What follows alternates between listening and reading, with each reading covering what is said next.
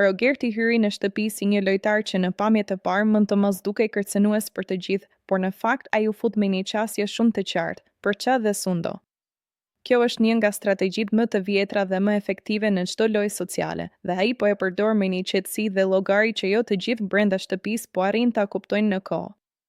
Në fillim, ai nuk u përpoq të krijonte menjëherë konflikte të hapura. Përkundrazi, ai vëzhgoi.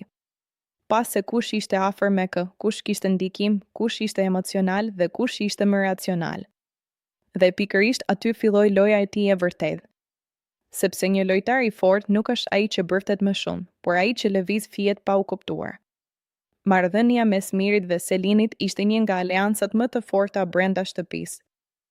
Kishte besim, kishte komunikim dhe kishte një lloj stabiliteti që i bënte të dy të fortë si çift loje. Por çfarë bëri Rogerti? Nuk u përball direkt me ta. Nuk i sfidoi hapur. Ai hyri në mes në mënyrë të zgjuar, duke futur dyshime, duke ndryshuar perceptime dhe duke krijuar distancë. Dhe këtu qëndron forca e tij. Ai nuk sulmon direkt, ai depërton. Ai arriti të afrohej me Mirin, ta bënte për vete, ta bënte të ndjej i kuptuar, i mbështetur. Ndërkohë, paralelisht filloi të dobësonte lidhjen me Selinin. Jo me shurmë, por me detaje të vogla, me fjalë të zgjedhura, me situata të krijuara. Dhe kur një lidhje e fortë fillon të qahet, nuk duhet shumë që ajo të shembet.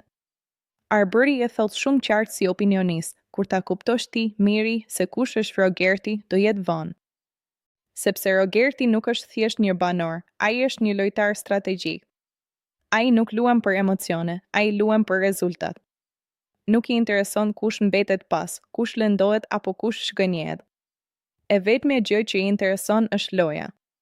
Dhe loja për të është e thjesht, krijo përçarje, fito kontroll dhe sundo situatën. Kur thuhet do të pi lëngun e kockave, nuk është thjesht një metaforë e rënë, është një mënyrë për të treguar se ai do të shfrytëzojë çdo dobësi, çdo besim të vënë, çdo moment naiviteti për të avancuar vetë. Dhe kjo është arsyeja pse ai konsiderohet si një nga banorët më të fortë. Sepse ai i tërheq disa lehtë ata që janë më të ndikueshëm, më emocional. Ndërsa me të tjerët përdor më shumë forcë, më shumë presion, më shumë manipulim strategjik.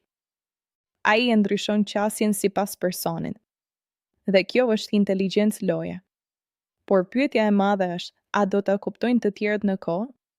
Sepse shpesh në këto lojra, problemi nuk është mungesa e shenjave ka plot. Problemi është interpretimi i tyre. Njerëzit shohin atë që duan të shohin, jo atë që është realisht përpara tyre. Dhe Rogerti po përfiton pikërisht nga kjo. Ai hyri dhe brenda pak kohe prishi një nga aleancat më të forta në shtëpi. Kjo nuk është rastësi. Kjo është strategji e pastër. Dhe kjo tregon shumë për nivelin e lojës që ai po bën. Ndërkohë, të tjerët mund të jenë ende duke menduar për besnikëri, për misi, për emocione, por ai është disa hapa përpara. Ai është në fazën tjetër të lojës, ku çdo lëvizje është e menduar dhe çdo lidhje është një mjet. Dhe në fund, kur gjithçka të qetësohet dhe kur banorët të dalin jashtë, shumë gjëra do duken më të qarta. Do kuptohet kush ka qenë realisht kush. Do kuptohet kush ka luajtur me zemër dhe kush me mendje. Dhe mbi të gjitha, do kuptohet roli i Rogertit në gjithë këtë histori. Sepse kjo që po dëgjon tani nuk është thjesht një opinion momenti, është një paralajmërim për atë që po ndodh në heshtje. Rogerti nuk është thjesht pjesë e lojës.